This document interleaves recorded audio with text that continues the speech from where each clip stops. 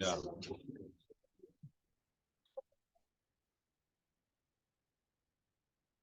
Ya, seberapa kita ada ya.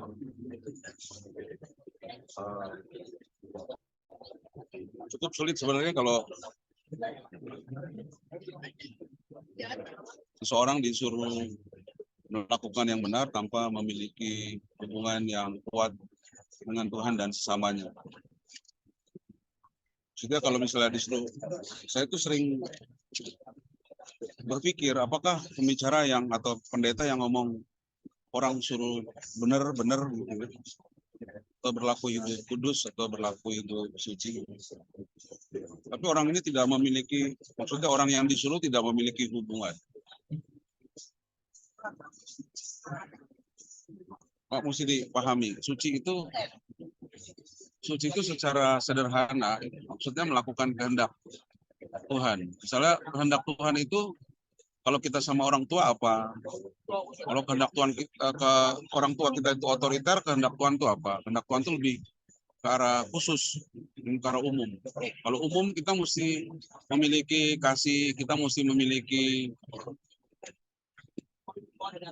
pengampunan umum. Tapi kalau kehendak khusus itu seseorang mesti memiliki hubungan dengan Tuhan. Ada kehendak-kehendak khusus, misalnya kayak tadi ya kasus Putri gitu, bermasalah di kantornya. Setiap masalah kan ada pelajarannya ya. Dia mesti menemukan kehendak Tuhan untuk bersikap. Itu ada kehendak khusus Tuhan untuk Putri bersikap di masalah-masalah Putri. Di Lisa juga ada masalah di tempat kerjaannya. Ada kehendak Tuhan umum, misalnya kehendak Tuhan umum menghormati bos, itu kehendak Tuhan umum. Tapi sikap hormat kepada bos Putri ke bos Putri, Lisa ke bosnya Lisa, itu beda. Sama-sama menghormati, itu umumnya. Tapi perbuatan hormatnya apa? Perbuatan hormatnya apa? Nah, itu yang mesti ditemukan. Jarang sekali kalau saya tanya, Tuhan saya mesti bagaimana nih? Si Putri minta jawaban tentang bosnya, jarang sekali. Maksudnya, ini kan konseling kayak gini sering ya. Dulu pengerja KGB sebelum jadi 180, pertemuannya dulu hari Rabu apa hari Kamis, saya lupa. Rabu deh. Itu Kamis, pertemuan Selasa kita. Itu karena mayoritas kerja, orang-orang yang kerja. Ngumpulnya on time, jam 7. On time, jam 7. Kalau kalian kan telat. Kalau mereka on time. Cuman saya kasih spare, saya kasih jeda waktu sampai jam 8. Jeda waktu mereka cerita-cerita tentang kerjaannya, mereka curhat, saling curhat. Curhatannya dari minggu lalu sama aja. Curhatannya sama aja. Habis curhat, makan, nanti pas jam 8 kurang saya kasih kode. Terus lagi kita baru jam 8 mulai. Maksud saya curhatan kayak begini dari 10-20 tahun yang lalu. Jadi kehendak umum, ini kasus ya, kehendak umum bersikap kepada bos itu menghormati. Galak tidak galak, menekan tidak menekan, menghormati.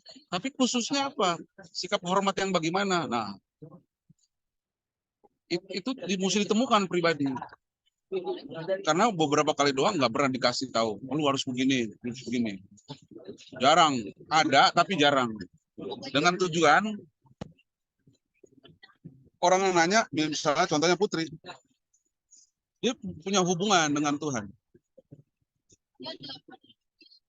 Dia punya relasi menciptakan hubungan. Karena menurut saya relasi sama hubungan agak beda. Hubungan punya pengertian sederhananya menjadi sama dalam hal pemikiran, dalam hal kehendak. Itu sebabnya di kelompok kita, kalau misalnya mesti menjadi sama atau jadi teman, mesti ada komunikasi selama 200 jam. Kalau 200 jam belum tercapai, kayaknya belum jadi teman. Artinya ya, susah sekali nyuruh orang suci tanpa punya hubungan dengan Tuhan. Prosesnya selalu begini. Untuk masuk dalam melakukan kehendak Tuhan. Karena melakukan kehendak Tuhan itu sama saja kesucian. Dia bisa hidup dalam kekudusan. Tapi saya mau membuat kayak urutannya. Sebelum jadi suci, kudus dulu. Sebelum jadi kudus, dengar firman dulu. Nah, sebelum dengar firman, mesti ada kayak gini kebiasaan dengar firman. Dengar firman, firman memisahkan atau menguduskan. Habis menguduskan, mulai ada relasi dengan Tuhan. Baru Tuhan kasih tahu. Baru Tuhan kasih tahu kehendak khususnya kita lakukan. Nah, itu sucian kayak gitu. Jadi sulit sekali ya. Kalau kita disuruh hidup suci tanpa diarahkan memiliki relasi atau memiliki hubungan dengan Tuhan. Sulit. Sampai sini paham dah?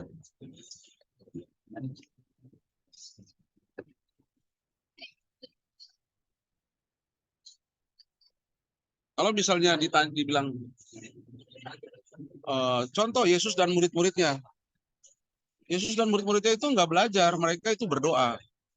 Enggak, kalau lu belajar tentang kehidupan Yesus, belajar Yesus hidup di bangsa Yahudi yang mempunyai tradisi yang kuat, kebudayaan kuat, sampai sekarang kuat. Lu tahu kenapa perang Palestina ini nggak berakhir? Palestina Israel ya, karena Palestina dulu kan Israel tuh Yehuda ya, cuman dirubah namanya sama raja siapa itu tahun berapa jadi Palestina. Tadi itu di bawah Masjidil Aqsa itu ada Bait Allah. Bait Allah yang dibakar sama Jenderal Titus tahun 70. Mau dibangun lagi karena mereka menantikan Mesias. Kalau Mesias datang, Israel tuh jaya lagi seperti zaman Daud. Itu sebabnya bendera Israel tuh lambangnya bintang Daud, Star of David. Biru itu bukan bintang. Itu zaman kejayaan, zaman emasnya Daud. Habis Daud anaknya Salomo, habis Salomo udah habis tuh. Cuma 2 raja doang yang jadi masa kejayaan. Israel mau balik ke masa kejayaan. Nggak boleh itu yang sholat-sholat di Dome of the Rock. Nggak boleh itu. Udah wilayah Israel. Padahal itu kan masjid. Dome of the Rock itu masjid. Di dekat Masjidil Aqsa. Itu nggak bakal dilepas karena Israel akan mendirikan Bait Allah supaya balik lagi ke masa kejayaan. Nggak mungkin dilepas. Ini mau seluruh dunia perang lawan dia juga. Dia tahu dia didukung oleh Tuhan, oleh perjanjian sama Tuhan.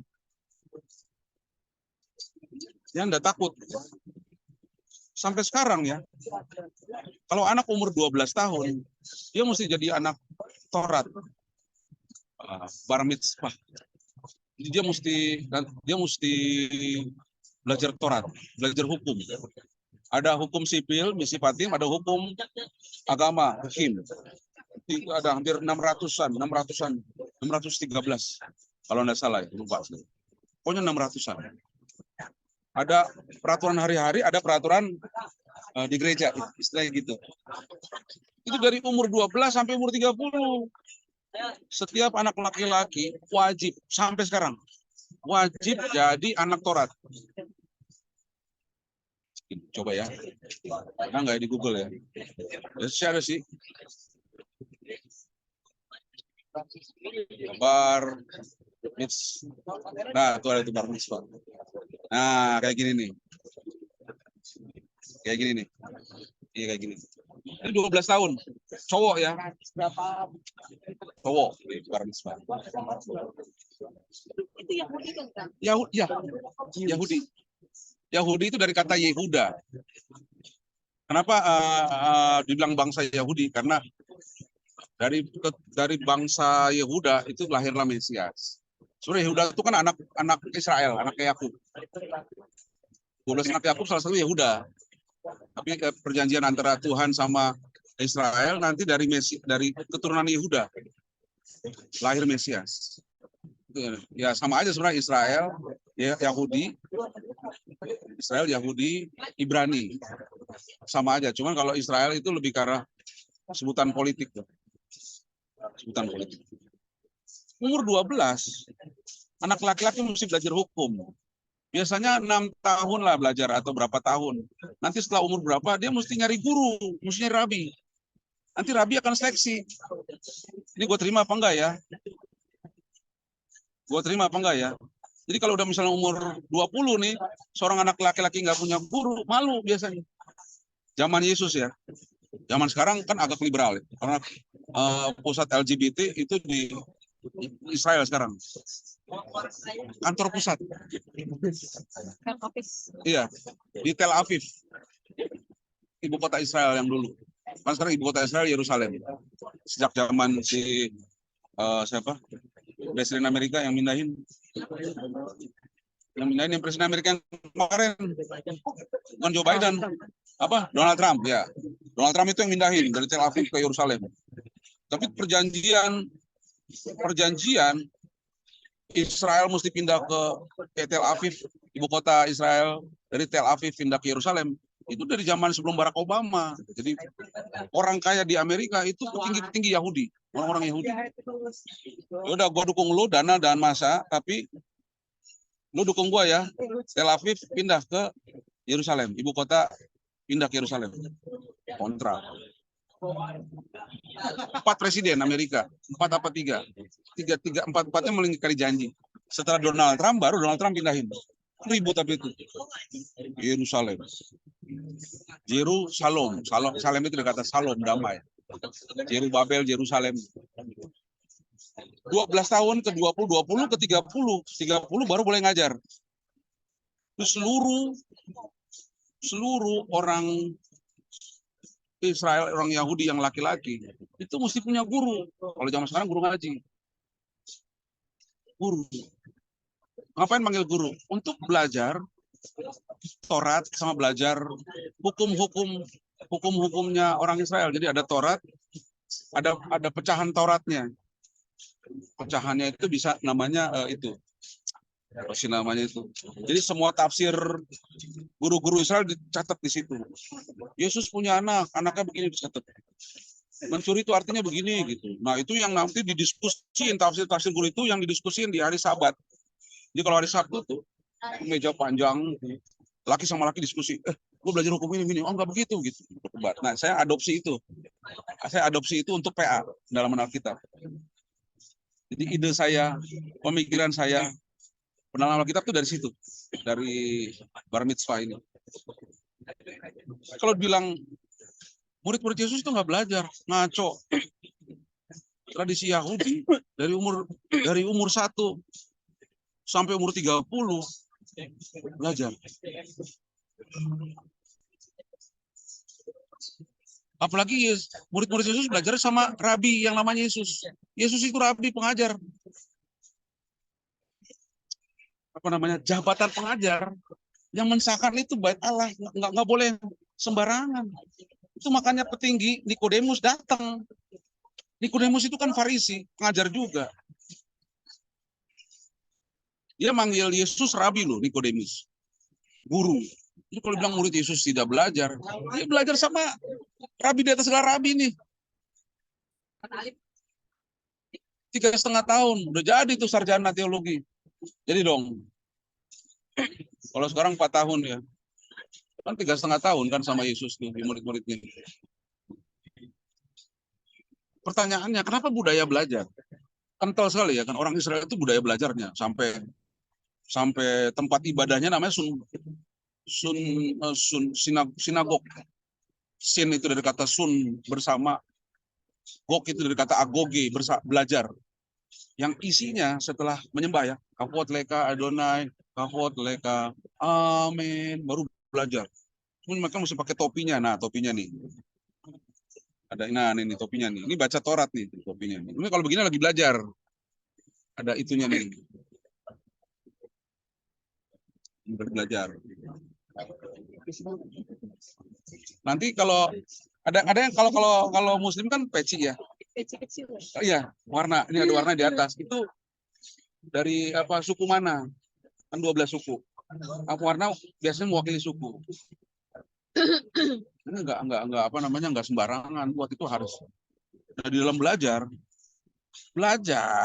kegiatan belajar itu yang bahasa Latinnya edukasi dari 2 kata ex keluar, edukasi dari kata ducare, ketidaktahuan, keluar dari ketidaktahuan. Belajar itu membuat orang tahu. tahu membuat orang belajar mengikuti apa yang dia tahu. Mengikuti apa yang dia tahu itu namanya dikuduskan oleh apa yang dia tahu. Nah, kalau dibilang Alkitab kita dikuduskan oleh firman, maksudnya pengetahuan dari firman. Lu pernah baca nggak dikuduskan oleh firman? Oke, kita baca, buka 1 Petrus ya. Dan roh ya.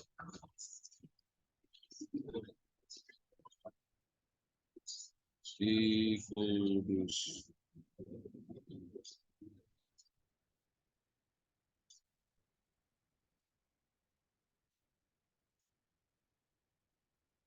Pertama kali 1 Timotius 4 ayat 5. Satu orang buka. 1 Timotius 4 ayat 5.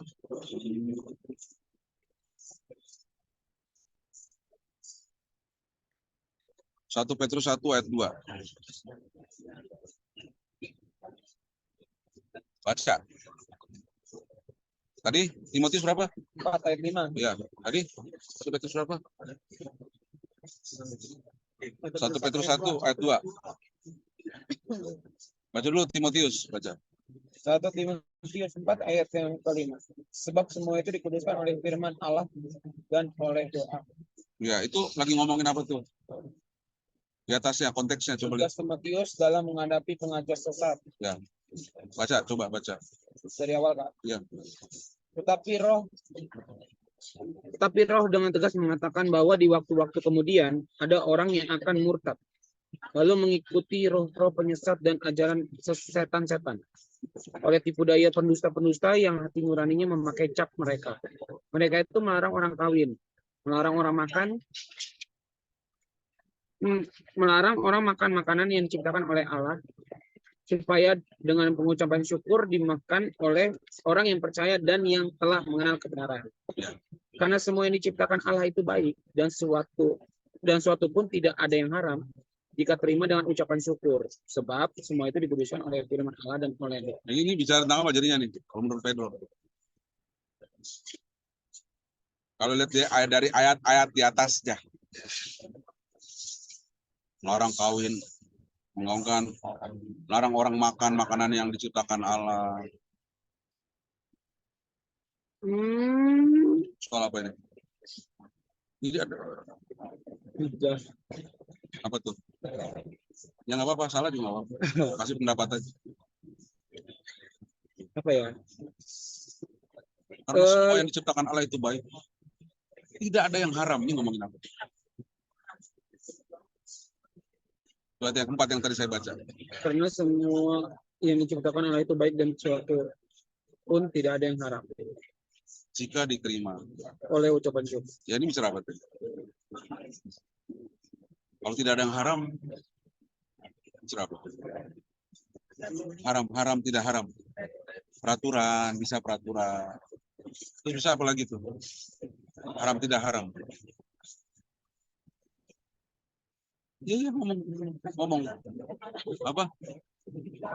Iya, makan. Apa? Itu makannya. Waktu ada orang yang melihat saya, karena ada dulu yang Komsel ada banyak karena serada. Banyak kan serada kan Cina itu ke Pedro tuh. Ada yang ikut-ikutan.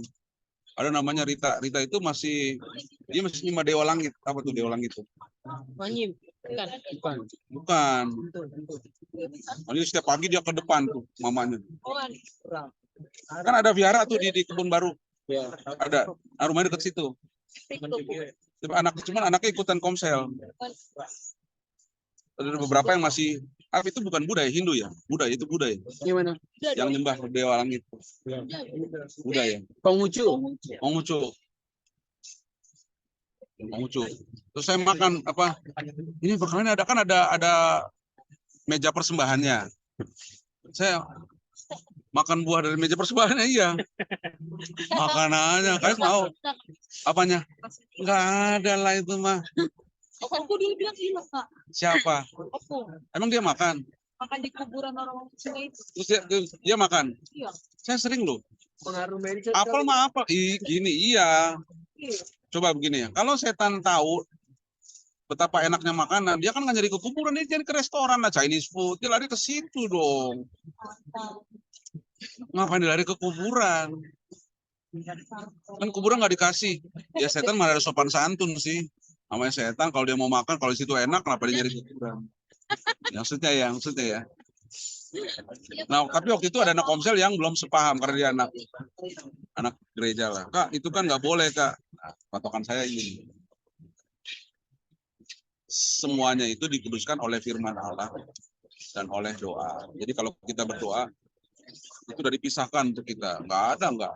Sarinya sama setan udah dimakan, sama orang itu udah dimakan, sama roh itu udah dimakan. Setan nyari jiwa, bukan sari buah. Iya. Masa habis makan sari buah dia ini, senang. Apa? Darah? Enggak juga. Lu Darah. Kalau orang ya darah itu kan jiwa ya. Ada orang Pantekosta yang nggak makan darah, Pantekosta nggak makan darah. Tapi kalau pakai ayat ini, nggak ada makanan yang haram halal. Artinya begini ya. Bisa, tapi kalau semuanya lu makan, ya kan lu bisa keracunan, kalau nggak kolesterol, gitu. Pakai itu juga. Maksudnya tidak ada yang haram. Tidak ada yang haram. Boleh nggak Kak minum minuman? Boleh. Haram. Haram kan nggak boleh ya artinya ya. Halal boleh ya. Tidak ada yang tidak boleh, tidak ada yang boleh kalau dikuduskan oleh kebenaran. Boleh dong Kak. Kita kemana-mana. Tidak. Kebenaran akan memisahkan, menguduskan. Membuat kita kayaknya ini nggak berguna deh. Kayaknya ini berguna. Ini boleh. Tapi kayaknya nggak ini juga, nggak berguna juga. Kalau di orang Batak ada saksana saya makan. Dulu kan saya sering ngajar di STIP. Jadi ada dosen STIP yang saudaranya Gita nih lagi arisan nih. Saya datang nih lagi nganterin kita makan. Ada saksangnya saya makan. Itu bukannya pendeta yang sering melayani ya di tempat saya gitu ya. Makan itu sih itu darah gitu. Kan saksang darah ya. Di acara pernikahan. Nggak ada masalah. Diajak minum bir, saya bilang, oh birnya taruh di bawah aja. Karena nanti saya jadi batu sandungan buat orang-orang yang belum nyampe ke pemikiran ini. Kan tidak ada yang haram, tidak ada yang tidak boleh. Cuman pengetahuan yang kita dapat dari pengertian yang kita dapat dari firman itu yang membuat kita tahu ini kayaknya segini deh, ini kayaknya cukup deh segini deh, ini kayaknya nggak usah deh, karena nggak ada guna juga. Maksudnya kalau tadi Desia bilang ini boleh dimakan Kak, ini ada gunanya kalau saya makan. Kalau nggak ada gunanya ngapain juga saya makan, udah nggak enak gitu. Kecuali enak. Artinya begini, kalau itu nggak ada yang haram, nggak ada yang halal, belum dikuduskan. Kalau yang 1 Petrus 1 Petrus ayat 2. 1 ya 1 ayat 2. Dan 1 Petrus 1 ayat 2. Ya 1-1-2.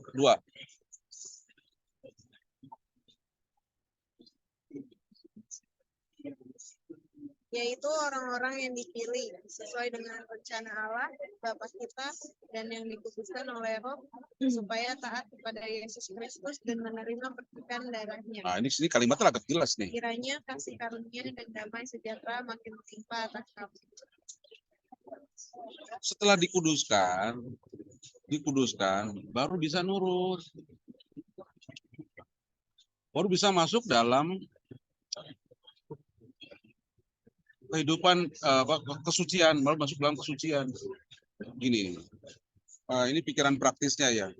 Tidak bisa melakukan kehendak Tuhan atau bahasa lainnya, tidak bisa suci kalau belum masuk dipisahkan keinginannya, bahasa lainnya dikuduskan oleh pengertian dari firman. Kalimat ini jelas. Dan yang dikuduskan oleh Roh. Roh itu punya 2 pengertian. Yang satu semangat, yang satu Roh Kudus. Saya cari aman sebenarnya. Membuat pengertiannya. Dikuduskan oleh Roh. Karena Roh Kudus itu kerjaannya menurut Yohanes pasal 14. Dia mengingatkan kebenaran. dapat kebenaran, kebenaran diingetin lagi, dikembangkan oleh Roh Kudus. Itu kerjaannya. Jadi kalau seseorang tidak ada kebenaran, Roh Kudus nganggur. Tidak ada kerjaannya. Pekerjaan Roh Kudus yang ditaruh di dalam diri orang percaya kepada Tuhan Yesus, mengingatkan kebenaran yang sudah ada di dalam pikiran orang percaya. Mengingatkan, mengembangkan sesuai dengan masalah-masalah, situasi-situasi yang dihadapi. Kalau lu belajar tentang pengampunan, terus di kantor di kantor ada berantem, sama Roh Kudus dinaikin lagi itu, di recall materi pengampunan, lalu dikembangkan sesuai situasi. Nah, dia nggak bisa, Roh Kudus nggak bisa langsung ngasih tahu harus bagaimana. Kalau belum ada kebenaran. Boleh dikuduskan oleh Roh itu punya dua pengertian. Dipisahkan perbuatan dan keinginannya oleh Roh Kudus. Kalau enggak, yang kedua, semangat atau gairahnya lahir dari pengertian firman. Yang namanya semangat kan, misalnya Pedro, terus Sabtu kita jalan-jalannya ke puncak. Ayo Kak, nanti di puncak kita ke itu ya, ke Warpat. Warpat nongkrong, makan Indomie. Kalau Indomie mahal, kita bawa Indomie dari sini. Misalnya gitu. Nanti minum itunya aja, minum bandreknya aja. Waktu saya dengar begitu, Pedro juga dengar ngomong kayak begini, timbul keinginan kuat banget hari Sabtu ini bakal ke Warpat, puncak, enak jalan-jalan. Nah, keinginan kuat itu gairah, spirit, semangat. Keinginan itu memisahkan saya tidak mengambil kegiatan lain. Ditawarin sama Ray, Kak main bultang Kak, aduh, Ray saya dijanji sama Pedro, lebih enak. Warpat, Pedro, Warpat Kak, kata Ray, gue ikutan gak? Ikutan lagi. Itu gitu ya. Kalau dibilang dikuduskan oleh Roh, punya dua pengertian. Roh Kudus sama gairah. Tidak mungkin, karena kalimat selanjutnya, supaya taat kepada Yesus Kristus. Ketaatan atau hidup dalam kesucian hanya bisa ada di dalam orang yang dikuduskan oleh Roh. Paham gak sih? Sebenarnya saya ngotot gitu, bagaimana kalian itu punya kebiasaan dapat pengertian dari firman supaya ada proses pengudusan. Kalau udah bisa kalau dikuduskan baru bisa masuk dalam kehidupan yang taat atau hidup suci. Nggak bisa hidup suci kalau tanpa proses pengudusan. Berhenti aja lu nggak dapat pengertian dari firman, atau berhenti aja tidak dikuduskan, nggak mungkin kita taat.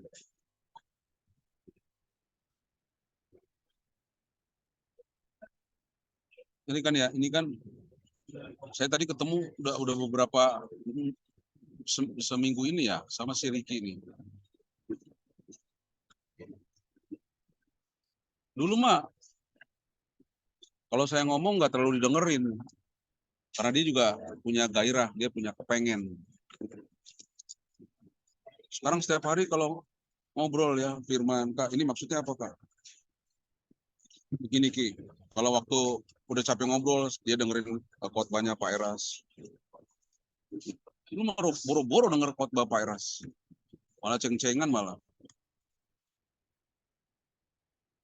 Dia tanya, kok sekarang gue pengen banget kayak lakukan firman. Kok dulu enggak Kak? Oh iya, kamu enggak serius dengerin firman. Maka enggak timbul pengertian. Kalau sekarang hampir setiap hari, capek juga sih. Shalom Kak, posisi gimana? Ketemuan nggak kita? Oh jadi pembantu lu lagi nggak apa-apa lah. Gitu. Lu lagi nggak apa-apa lah. Tujuannya supaya dia bisa tetap dalam kondisi taat sama Tuhan. Dia bilang kenapa ya? Kok gua susah sekali dulu ya Kak? Oh nggak dengar, nggak berusaha dengar, nggak ada kegiatan. Ada. Duduk, duduk. Coba kalau ada proses dipisahkannya ada.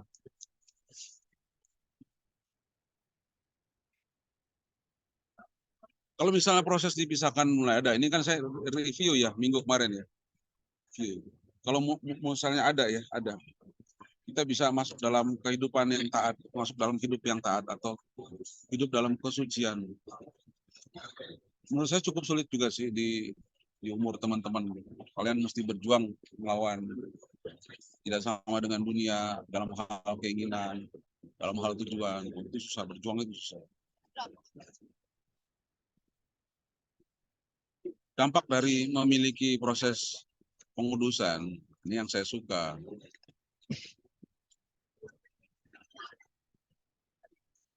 Kalau dikuduskan oleh firman, berarti kan firmannya nambah terus ya. Artinya pemikiran-pemikiran nambah terus ya. Nambah terus. Nambahnya begini misalnya, kalau saya belajar tentang pengampunan, terus pada saat saya berantem, saya praktekin pengertian pengampunan yang saya dapat, praktekin itu dalam kesucian itu ya. Tuhan melihat dari atas, wah ini melakukan apa yang dia ngerti, ditambahin lagi pengertian tentang pengampunan. Ayatnya ya, cari dahulu kerajaan Allah dan kebenarannya, maka semua itu akan ditambahkan. Kalimatnya pelan-pelan. Carilah dahulu kerajaan Allah dan kebenarannya. Sudah ketemu kebenarannya, maka apa? Iya. Yang ditambahkan itu penguasaan Tuhan atas diri kita. Kerajaan Allah kan bicara Tuhan berkuasa. Tuhan jadi raja, jadi king. Sama kebenaran. Itu makanya pengertian saya yang ditambahkan itu penguasaan Tuhan. Tuhan ngasih titah, ngasih perintahnya. Perintah buat Tuhan kalau zaman perjanjian baru itu janji. Wah, saya senang banget kalau dapat kamu kerjain ini ya, berarti dapat janji Tuhan saya. Kalau dia yang nyuruh kan berarti pasti gol itu. Gini, saya sering ngomong sama mereka-mereka yang lama. Kalau lu mau punya rencana, rencana itu harus lahir dari firman Tuhan atau dari Tuhan. Karena rencana kita biasanya gagal. Rencana Tuhan nggak pernah gagal. Saya paling serem gitu. Terus buat apa Kak kita buat program apa setahun raker? Oh, saya mengikat kalian dong. Ikat kalian dalam wadah yang namanya gereja. Gereja 180, gereja itu persekutuan. Hakikatnya persekutuan. Karena kalau nggak buat jadwal, liburan pasti buat jadwal kalian. Nggak mungkin enggak itu. Pas lihat kalender 180, ada jadwal, nggak enak nih. Paling nggak enak sama saya. Kalau mau liburan, nggak enak. Nggak kepengen ikut 180 tapi nggak enak sama saya dong. Nggak enak. Kecuali nggak dekat sama saya. Udah buat aja nggak apa-apa. Udah buat gitu. Tapi kalau dekat kan nggak enak lah. Kita mundurin 2 hari gitu. Nah, itu buat ngikat sebenarnya sih. Nggak apa-apa ya, saya buka ya. Tapi kan bisa berubah-berubah. Orang tanggal retreat tadi bisa berubah. Atau tanggal breakout tadi bisa berubah. Kadang-kadang ibadah gabungan berubah jadi ini, jadi itu. Wah, itu kan untuk ngikat aja. Tapi ada kegiatan di hari yang kita udah tentuin. Nih, paham nggak saya ngomong apa? Cuman isi dari kegiatan itu kebanyakan lahir dari dapat ide atau dapat janji dari firman. Ide itu membuat jadi rencana. Rencana Tuhan nggak pernah gagal. Yang gagal rencana kita. Itu sebabnya sih kalau mau ya, lu ada rencana. Ya kalau bisa rencana itu dari Tuhan dan firman. Ya nggak usah ada rencana kalau nggak ada doa firman Tuhan nggak usah. Kan gagal pasti. Kalau gagal stres lu. Kalau stres kan pasti kita ikut-ikutan stres, nongkrong sampai malam. Gitu. Itu paru-paru gondrong lagi. Balik lagi ya. Yang ditambahkan itu kebenarannya. Yang ditambahkan itu pemikiran-pemikiran baiknya. Plus berkuasanya Tuhan. Ini jadi kalau dipikirin ya, datanglah kerajaanmu. Datanglah kerajaan itu maksudnya penguasaan Tuhan bertambah di hidup kita.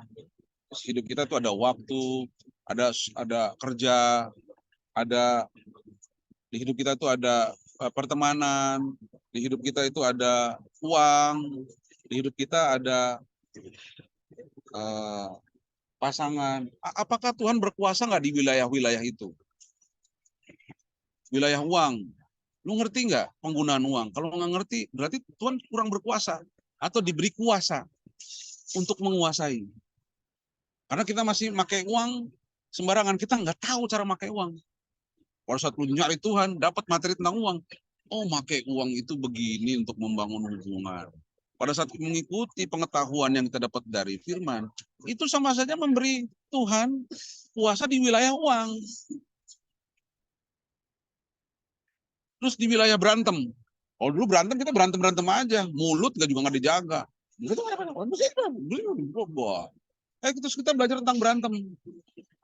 Oh, harusnya berantem begini ya. Ini belajar dari Alkitab nih. Oh iya. Berdamai dalam Tuhan. Itu ada 3 atau 4 materi tentang berantem, konfrontasi ya. Kayak begini ya. Pada saat kita ngikutin pengertian yang dapat dari firman, berarti lu ngasih Tuhan berkuasa di situ. Itu maksudnya. Kamu pernah baca ayat ini nggak sih, cara dulu kerajaan Allah? Allah menjadi raja, Tuhan menjadi raja atau menjadi penguasa di wilayah uang, di wilayah temenan, di wilayah. Karena ada kehendak Tuhan di bidang-bidang ini. Ini paham nggak saya ngomong apa? Pada saat kita ngikutin apa maunya Tuhan di wilayah-wilayah kita ini, itu namanya kita mengizinkan Tuhan jadi penguasa. Karena kata Tuhan sebenarnya artinya penguasa. Sebabnya Tuhan dalam bahasa Inggris Lord, Tuan tanah atau penguasa. Yang ditambahkan itu penguasaan Tuhan. Tuhan memberikan dirinya, kita mengizinkan Tuhan menguasai kita sama kebenaran, pemikiran, pengertian. Orang kalau masuk dalam proses dipisahkan oleh kebenaran atau pengudusan, dan itu menjadi cara hidupnya, way of life. Yang bertambah penguasaan Tuhan sama pola pikirnya. Saya nggak ngerti ya. Kalau pemimpin itu kurang mengasihi, saya nggak ngerti. Saya udah hampir 30 tahun Pedro jadi pemimpin. Hampir 15 atau 20 generasi yang saya bawain. Obed tanya, kalau berhasil Kak, berapa generasi dong Kak? Cuman saya itu tidak berniat buat gereja. Romi, Susi itu adik-adikan saya deh. Cuman saya nggak maksa untuk nggak gini. Waktu Matthew minta belajar lagi, saya bilang, kalau lu belajar sama saya, beda doktrin, nanti gak enak sama bapak lu. Itu makanya saya minta berhenti di bulan Desember. Karena kepemimpinan saya di wilayah mereka udah kuat nih. Udah ada jeles-jelesan tuh. Kan saya dibayar lumayan gede sama Susi, pakai duit pribadi. Gak mau saya.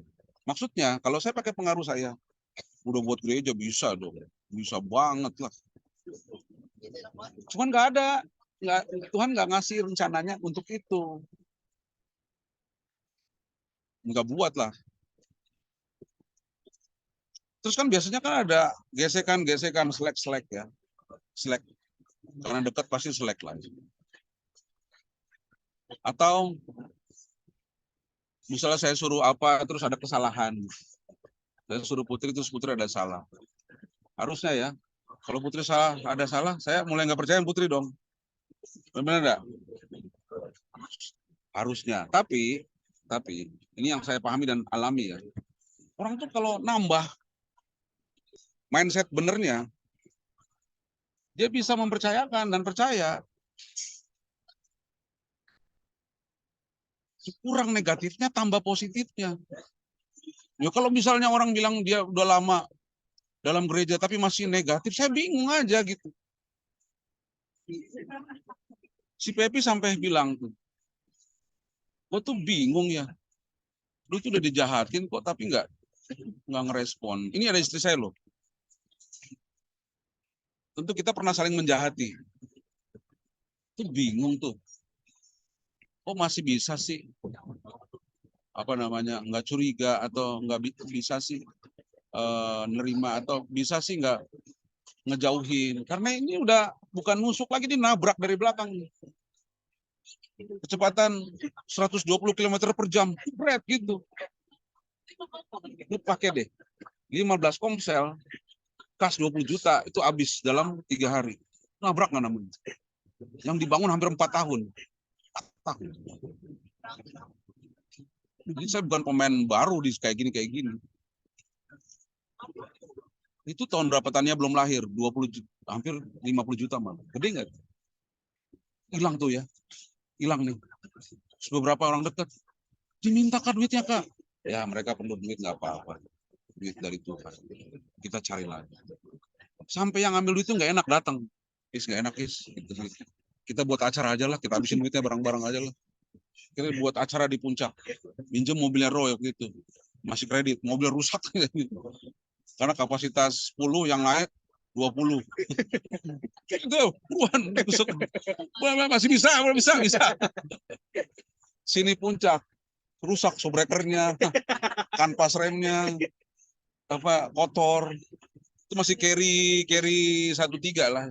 Ambil carry waktu itu ya. Iya, Pak Espas. Carry Bu. Carry kalau Espas kan yang kayak kapsul. Iya. Kan Roy nggak kayak kapsul, 13. Rusak. Ya Roy nggak rusak aja marah, apalagi rusak. Naganya keluar. Apinya keluar, maaf ya Roy. Tapi kan nggak bisa ya, dia orang yang paling saya bisa terima.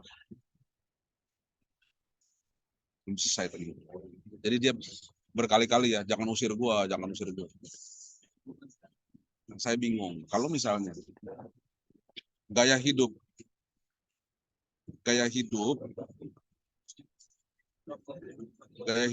apa namanya dipisahkan oleh kebenaran, membuat orang jadi negatif. Itu saya bingung. Saya sempat tanya ya, apa yang salah dari otak gua ya kali ya? Apa udah hilang gitu ya? Ada salah satu komponen yang hilang, jadi nggak gampang mengingat.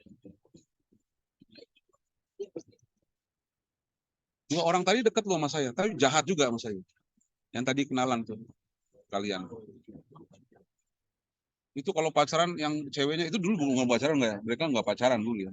Bukan pasangannya. Bukan pasangannya gitu. Si ceweknya itu pacaran sama anak komsel mana, yang cowoknya juga komsel mana. Kira-kira menikah juga. Gitu. Dan kalau pacaran yang ceweknya itu sering ke rumah. Kalau mesti bagaimana kalau gitu. Dia ada kelas 2. Satu SMA, kalau dia kelas 1 SMA. Sekarang umur 30 berapa? Tidak 1 tahun tadi Amelia katanya 37 tahun. Jadi dia datang, Kak, boleh nggak dimentorin lagi? Udah tua mau dimentorin. Ya Kak, buat komsel mama lah nggak apa-apa. Gitu. Komsel mama, saya bisa apa ya? Udah saya mau tarik Stella aja komsel mama. Lihat dong. Ingat banget tadi. Iya. Dia HRD di rumah sakit ini. Lumayan. Tadi kalau bisa bawa Firman nggak? Mani Piro. Lumayan. Nanti saya sekali Pedro ke atau Melvin ke khotbah lah. Dia yang susul. Kalau kita yang ambil alih lah, boleh nggak? Boleh Kak. Wanita aja ambil alih setiap persekutuan Jumat. Iya. Boleh digaji nggak? Boleh Kak, boleh Kak. Saya udah mikir nganggur siapa nih? Ya siapa tahu ya. Cuman 5 juta loh. Di rumah sakit Kak. Iya. Baru mau bilang dokter. UMR itu kan. Cuti. Enggak, barusan tadi dia ngomong. Udah KS pegang aja lah, saya profesional. Maksudnya gitu. Ngajak Manado banyak kan. Begini. Maksudnya begini. Kita kayak mesti ngobrol deh. Ini duit tuh. Karena saya ajak sini. Tapi enggak, intinya itu kan nyakitin saya 2 orang itu ya. Jadi waktu mereka ngedengar saya kenapa gitu, diomongin saya gitu. Itu sampai ke kuping saya. Pas giliran ketemu, saya nggak marah, cuman saya nggak mau deket. Kenapa nggak mau deket? Ya saya tidak bisa dekat sama orang yang berpikir negatif ke saya dong. Pasti juga jadi bawaannya nggak enak. Kita kan tahu ya, kalau orang berpikir negatif ke kita juga jadi nggak enak gitu ya, nggak nyaman. pembicaraannya kita tahu basa-basi, malah ke arah basi. Ya. Nggak enak gitu. Kalau ngomong terpaksa, gitu. Nggak mau lama cabut. Tapi ya gini ya, kalau kita berusaha ya menjadikan pengudusan atau proses dipisahkan oleh kebenaran jadi jalan hidup. Pagi-pagi, kalau bisa ikut doa Pak Eras, ikut. Kalau enggak, doa sendiri. Ya, doa. Kalau enggak, ikut doa siang kita yang dihadiri 8.000 orang. 5 tadi.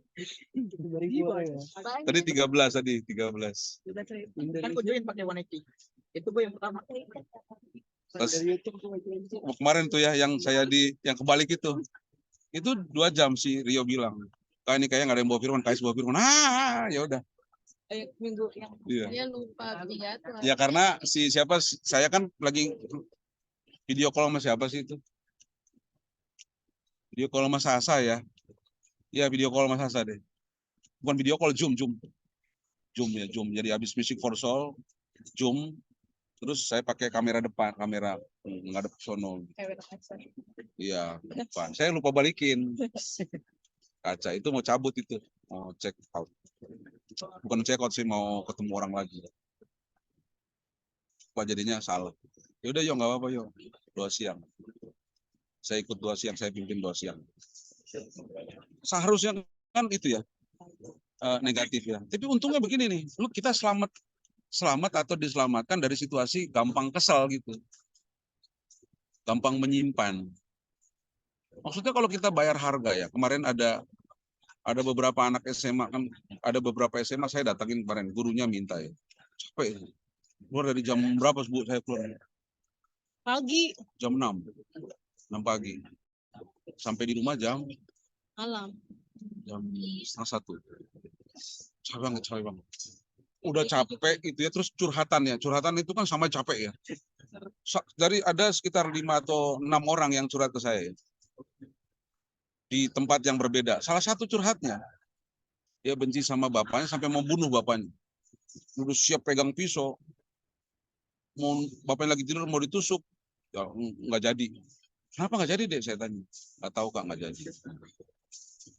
Baru saya ajak berdoa lah setelah curhat hampir 15 menit sudah ajak berdoa.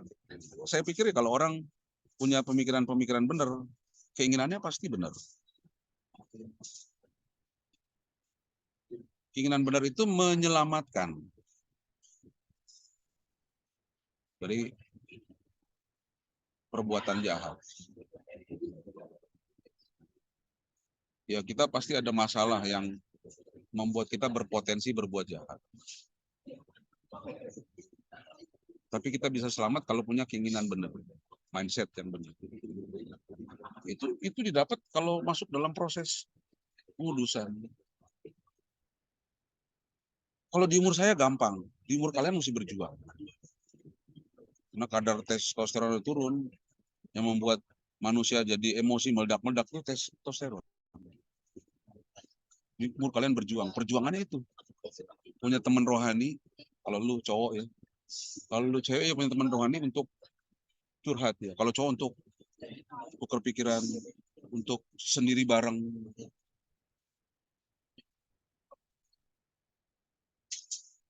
Kebenaran yang bertambah dan penguasaan Tuhan yang bertambah dalam hidup seseorang membuat seseorang bisa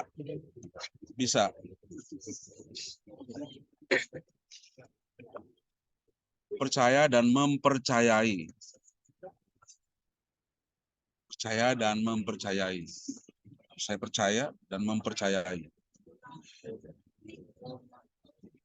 Sulit sekali kita berusaha untuk baik-baik aja sama orang yang melukai, membuat kecewa atau mengkhianati. Kalau penilaian kita tidak benar, kalau penilaian kita negatif, sulit. Tapi kan faktanya kita pengen dekat sama orang. Kita pengen punya sahabat. Bersahabat tanpa punya mindset benar nggak bisa.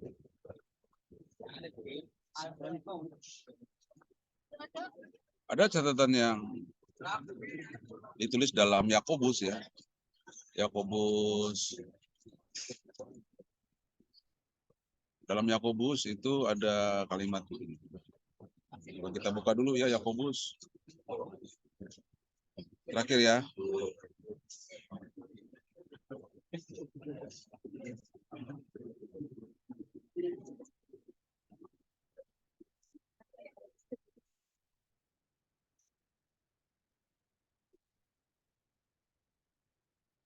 Pasal 3.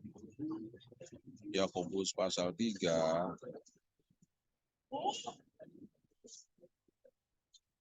Ayat 13 sampai 17. Ini aja deh sampai 18 deh. 13 sampai 18. Saya yang baca.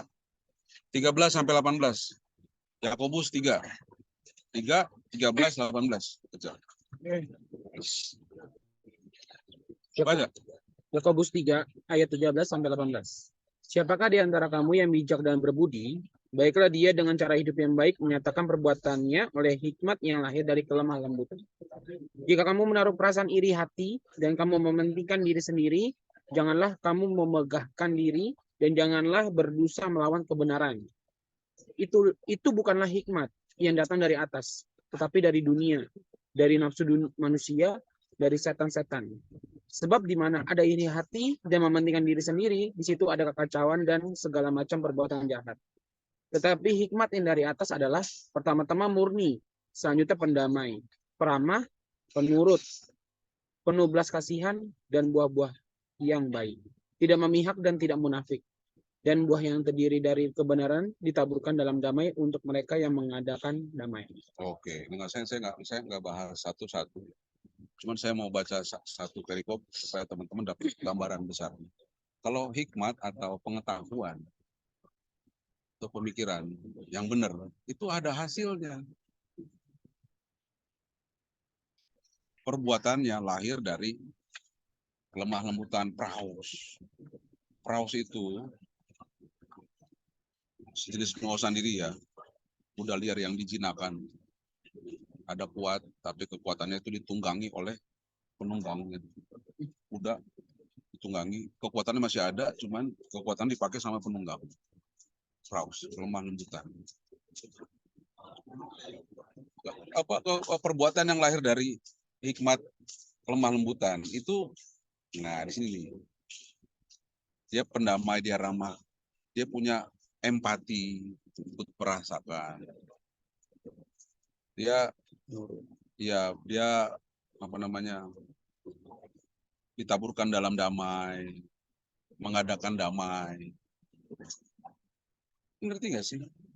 Kalau kita mempunyai pengetahuan, kita punya kebenaran. Yang bahasa Yakobus itu kita punya hikmat. Kayaknya mesti ada nih karakter ini atau kebiasaan ini. Kita damai, pendamai, terus kita perbuatannya itu lemah lembut. Lemah lembut itu bukan apa namanya lemah gemulai. Kenapa saya naikin sharing ini ya? Saya udah siapin beberapa tulisan. Cuman memang patokannya mesti ini ya. Jadi saya lagi bahas menjadi umat yang kudus. Rangka besarnya.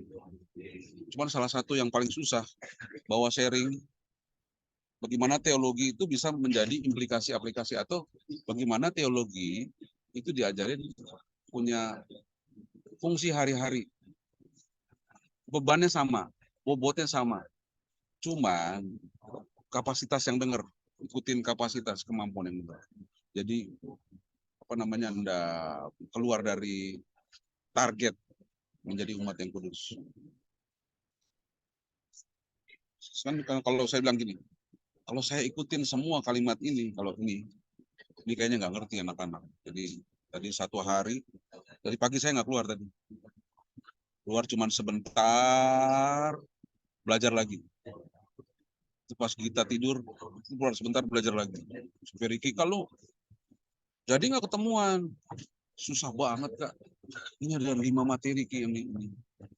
Nah Roy udah minta, si ini udah minta. Dan belum bisa lagi chat. Kak, tema ibadah gabungan apa? Ada ibadah gabungan Sabtu ini. Aduh iya, oh iya. Aduh, ntar lu ibadah gabung bicara apa? Oh bicara hikmat. Terus saya cari catatan ibadah gabungan. Oh ya ini ya. Lanjutin masukin yang mana nih? Nanti yang datang ini. Tuhan kasih saya mesti ngajar buat lagi. Bagaimana yang susah itu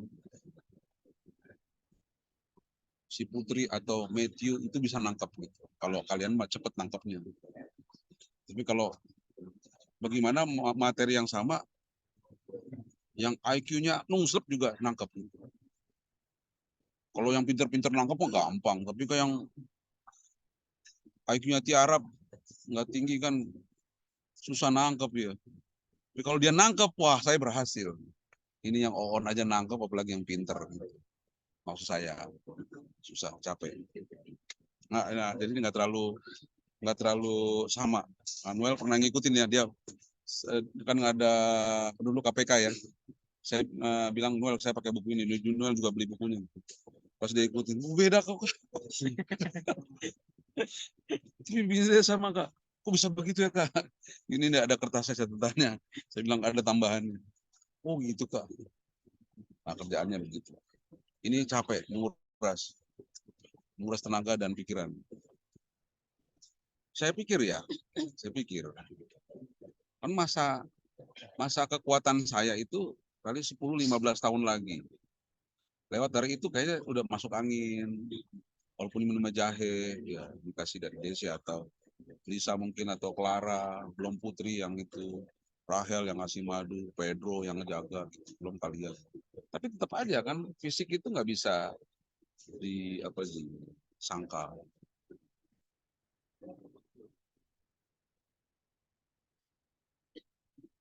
Gimana dengan waktu yang ada, kita semua itu punya penambahan kebenaran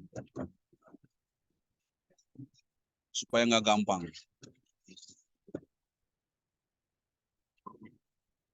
membuang orang.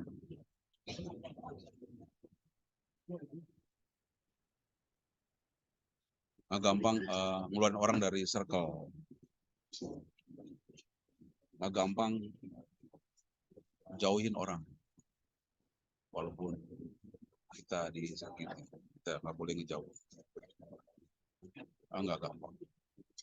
Maksud saya, kalian punya kekuatan ini dengan penambahan pemikiran benar. Gereja butuh orang-orang yang menerimanya kuat daripada menghakiminya kuat. Gereja butuh pemimpin yang kuat daripada pengajar yang kuat. Pemimpin itu bagaimana dari jahat menjadi baik, baik jadi benar. Orang yang dipimpin perlu mindset, perlu ditambahkan terus kebenaran. Supaya kalau kita disakiti orang, kita nggak suka, tapi bisa mengasihi, bisa mempercayai.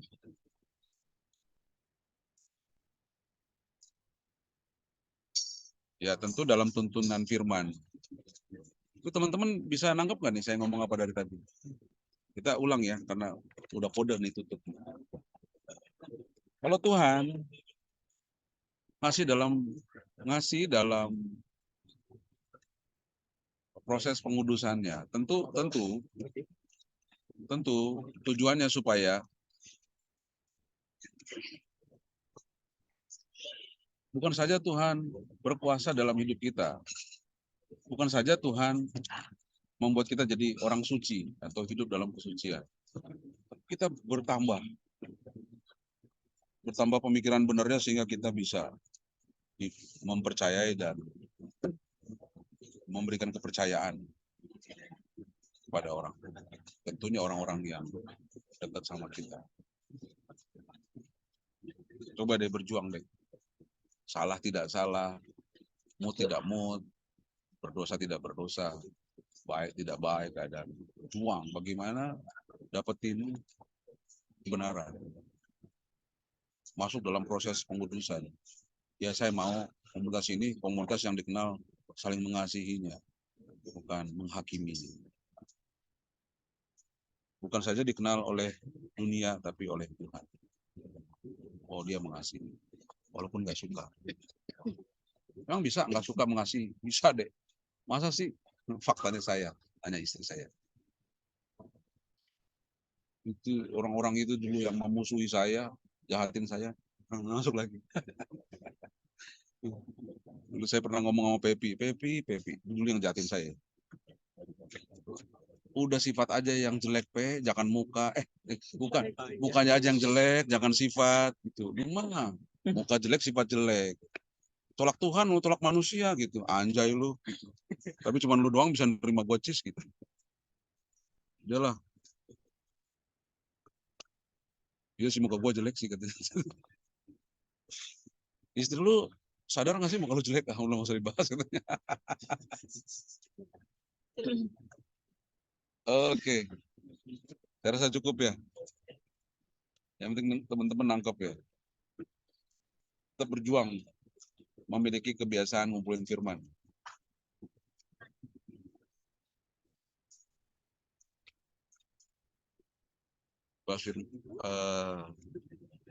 Kan sekarang ini gabung ya. Ini Komsel nggak jelas sih. Ya ada. Lu masuk ke apa sih nih? Ya nggak apa-apa sih, nggak apa-apa. Maksudnya ini eklesia. Jadi pernah ditanya, kak ini kok Komsel gabung-gabung? Oh kalau belajar firman gabung nggak apa-apa. Tapi kalau circle, nah pertahankan circle apa lingkaran pertemanan. Lingkaran pertemanannya ini itu. Ini kalau belajar firmannya ngacak begini nggak ada masalah buat saya. Karena mempertahankan Komsel itu susah. Membuat Komsel gampang. Jadi gini ya, nggak apa-apa ya. Apakah ini Komsel X-ray, KFC atau Iya, iya, ada HTS bernongol. Tapi lu HTS apa Kemper sih, Pin? Lu nggak punya Kemper lu. Nggak konsisten. Tentu ada alasan ya.